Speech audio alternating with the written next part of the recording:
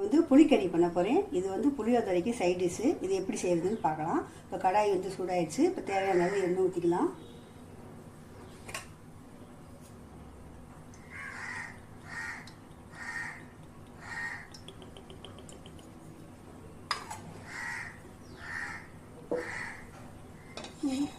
ஒரு 3 ஸ்பூன் அளவு ஊற்றிருக்கேன்.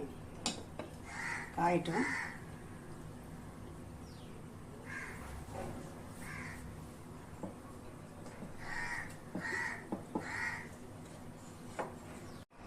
வந்து கடாய் வச்சு எண்ணெய் காஞ்சிருச்சு. இப்போ வந்து இதில் வந்து ஒரு 1/2 டீஸ்பூன் வெந்தயம், 1/2 டீஸ்பூன் உளுந்தம்பருப்பு, 1/2 டீஸ்பூன் கடுகு எடுத்திருக்கேன். இதை வந்து இதில் போட்டுக்கலாம்.